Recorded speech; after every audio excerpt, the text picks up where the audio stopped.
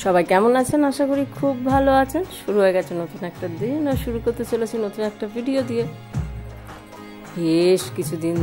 বেশ কিছুদিন বলবো বা অনেক দিন ধরে ইচ্ছা ছিল এই লিপেন আর্টটা করার। ফেসবুকে তো মানে ছেয়ে গেছে পুরো এই কাজটার, কিন্তু আমার কাছে তেমন কোনো অভিজ্ঞতা কিছুই ছিল না, কিভাবে করতে হয় কিভাবে না করতে হয়। তাই প্রচুর যখনই সামনে ভিডিওগুলো আসতো আমি প্রতিটা ভিডিও মন দিয়ে দেখতাম কিভাবে করে বা কী বৃত্তান্ত।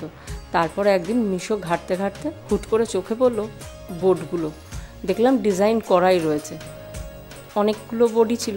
এই বোর্ডটা আমার 99 টাকা মতো নিয়েছিল, সাইজটা মোটামুটি ঠিকঠাকই। এবার ভাবলাম ক্লে কোথায় পাবো। তারপরে বই খাতার দোকানে আসতে যে স্টেশনের দিকে জিজ্ঞাসা করলাম, বলল হ্যাঁ আছে।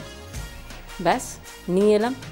প্রথম যে কোনো কাজ যদি আপনার অভিজ্ঞতা না থাকে না, করতে গেলে প্রথমবারে কিছুটা তো আপনাকে ক্ষতিপূরণ দিতেই হবে।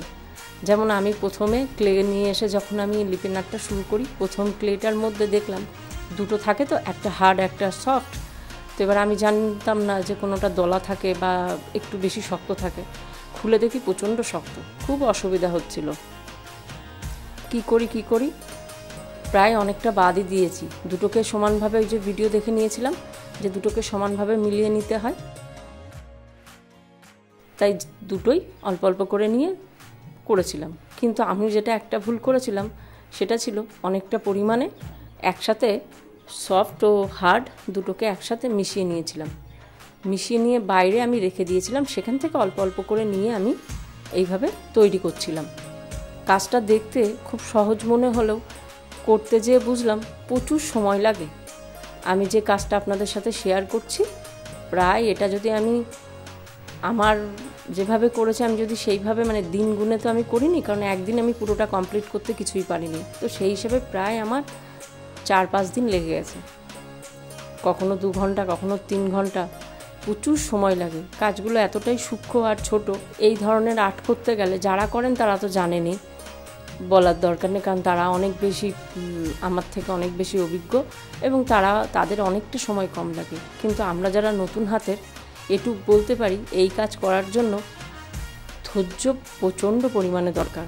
আমার তো রীতিমতো কোমর ব্যথা হয়ে যেত, তার বাড়ি থেকে বলতো যে এবার বন্ধ কর, পরে করবি, মানে এতটা পরিমাণে কষ্ট হয়। এত সূক্ষ্ম কাজ, কিন্তু শেষমেশটা না সত্যিই আলাদাই একটা শান্তি দেয়। আর লিপেন আর্ট করতে যে একটা অভিজ্ঞতা শেয়ার করি, সেটা হলো ওই যে বললাম না যে সফট বা হার্ড দুটো যে আমরা সমান নিয়ে মিলিয়ে নিই, একসাথে মিশিয়ে নিয়ে তারপরে তো এই ডিজাইনগুলো তৈরি করি বিভিন্ন। কিন্তু এক্ষেত্রে আমি বলবো মিশানোর সময় একদম অল্প পরিমাণে মিশানো ভালো, কারণ খুব একটা বেশি লাগে না।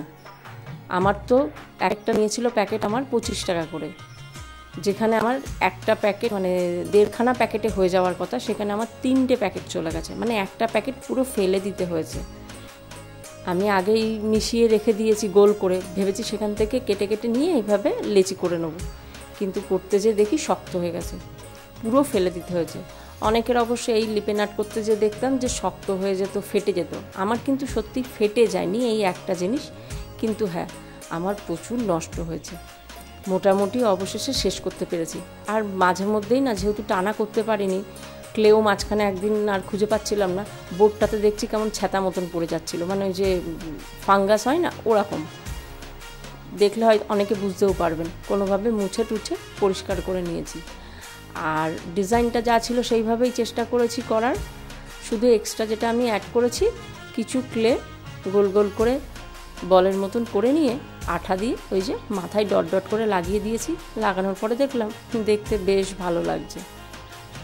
বাড়িতে মা বোন তো বেশ বকা দিচ্ছিল যে এত কষ্ট করে কি দরকার, কিন্তু ওই আমার মাথায় একটা পোকা থাকে মাঝে মধ্যে, যেটা খুব নাড়া দেয় কোনো কিছু যদি দেখি সেটাকে করার একটা পোকা। অবশেষে এটাকে যখন শেষ করতে পেরেছি বেশ ভালো লাগছে। এখন রং করার পালা। আর আমি এটা দেখে নিয়েছি অনেকের ভিডিওতে যে প্রথমেই যদি বেসটা সাদা দিয়ে করে নেওয়া যায়, তারপরে যে কোনো রং খুব ভালোভাবে ধরে। তাই প্রথম 1 কোট আমি সাদা দিয়েছিলাম, অফ ক্যামেরায় শুকিয়ে গেলে আবার 1 কোট সাদা দিয়েছি, মানে 2 কোট এখানে সাদা রং ইউজ করেছি। আর রং তেমন আমার কাছে ফেব্রিক কালার ছিল না, যা ছিল সেগুলো দিয়েই করার চেষ্টা করছি। তার মধ্যে অরেঞ্জটা কিনে এনেছি, কারণ লাল আমি কিছু ইউজ করবো না এটাতে ভেবেই নিয়েছিলাম। সব কিছুতে লাল কি ভালো লাগে, তাই অরেঞ্জটা কিনে নিয়ে এসেছি। আর অরেঞ্জের পাশে ভেবেছিলাম প্রথমে ব্লু দিতে যেয়ে দেখি খুব বাজে লাগছে। আসলে ওই যে কোনো অভিজ্ঞতা নেই, নিজের মতন করে সাজাচ্ছি। তারপরে হলুদ দিলাম, দিয়ে দেখি না বেশ ভালো লাগছে, আস্তে আস্তে খুলে আসছে। তারপরে এটা যে রঙটা ইউজ করছি এটা হলো রানী কালার। ক্লেগুলো কিন্তু আপনি যখন ডিজাইন তৈরি করবেন, তৈরি করতে করতে কিন্তু শুকিয়ে যায়, খুব একটা সময় লাগে না, কিন্তু সময় যেটা লাগে করতে। আর ওই যে এই রঙটা তৈরি করতে শিখে গেছি বেশ। এই রঙটা আর এখন কিনি না, দুটো রঙকে মিশিয়ে নিয়ে আর একটা রঙ করে এই যে হয়ে গেছে। আর এই একটা লাস্টের রঙ, এর মধ্যে আছে সবুজ রঙ, একটু অরেঞ্জ, একটু ব্লু, সব কিছু মিশিয়ে না কেমন একটা রঙ তৈরি হয়ে গেছে। শেষমেশ দেখলাম বোর্ডে বেশ ভালোই লাগছে দেখতে, শুধু ব্লুটার থেকে এটা কিন্তু বেশ ভালো লাগছে, হয়ে গেছে।